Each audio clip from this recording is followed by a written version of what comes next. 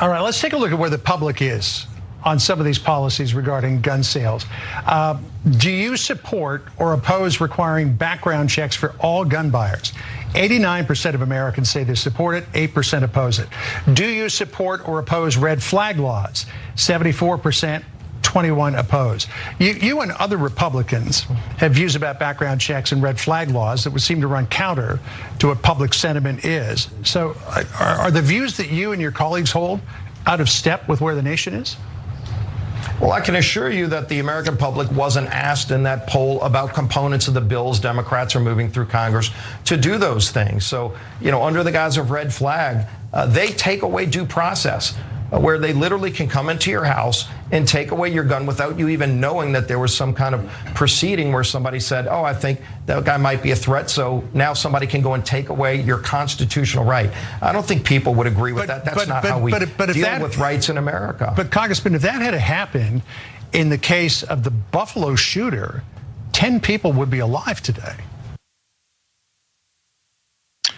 So, Steve Scalise is talking about the issue that's going on with the red flag laws. I want you guys to think about the language he used there, because I wrote this part down. He said, under the guise of red flag laws, they're gonna come in and start taking away your guns without questioning anything at all. Again, this goes back. We had other politicians that maybe weren't as eloquent in the way they said it, but the point remains. They're coming for your guns. This is the policy, they want to take your guns. So even when it comes to his complaints about the red flag laws, it's not saying that this is misguided, we're missing something here, maybe there's a lack of due process. It is under the guise of red flag laws, which would make people think they don't actually want to enforce red flag laws for the point of keeping someone from going and shooting up a mall, a shopping center, a school, a hospital, or a bank.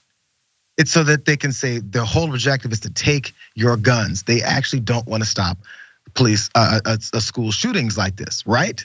That's where he's going with this. But there was Steve Bannon of MSNBC did break down why even his argument about the unconstitutionality of red flag laws is actually a misguided argument. So let's go to his details here. So first, the idea of such protections happen to be unconstitutional is, if we're being generous, a stretch. The Supreme Court hasn't issued any rulings endorsing such an argument, and there's no reason to assume the judiciary would agree with Scalise's pitch. Secondly, the congressman is right that due process is a constitutional right, but quote, red flag laws are predicated on due process. No one's firearms are removed without judicial review and a court order. And third, as best as I can tell, again, this is Steve Bannon, there's only one prominent American politician from recent years who publicly called for government confiscation of guns without due process, and that was Donald Trump. That was after the Parkland shooting down there in Florida. In the wake of another mass shooting, this is what happened. Then, in a school, when the then Republican president held a televised hour-long discussion with a group of lawmakers from both parties about gun violence, is when he mentioned, hey, maybe we just gotta take those guns away, is what he said. Take the firearms first and then go to court. At that same event, the then president endorsed the law enforcement model in which police officers confiscated some Americans' guns, whether they had the right or not. So, Jessica, Steve Scalise is pushing the same lines, he's just doing it in a different roundabout way.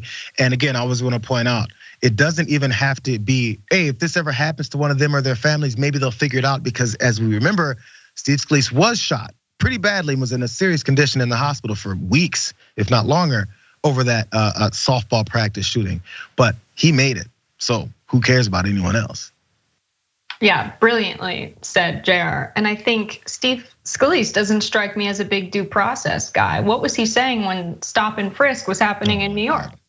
Nothing. If he really cared about the Fourth Amendment, he would probably care a lot about stop and frisk, which is a violation of the Fourth Amendment. It's been heard before the Supreme Court a few times in Terry versus Ohio. That was a big precedent-setting case where they said there has to be some reasonable suspicion of wrongdoing. They have to be able to point to some facts, which clearly red flag laws require that.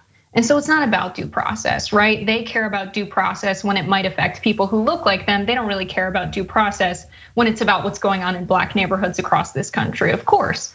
And so especially these people that are thinking about committing violent crimes, a lot of them write about it on the internet. We have a lot of things to point to. Like the red flags aren't coming from nowhere. It's coming from their friends, family, members of the community, people who see online posts. There's reasonable suspicion there. There is due process. It's clear as day. So he's making this straw man argument like they're trying to take your guns away without due process. And even the straw man argument here is wrong.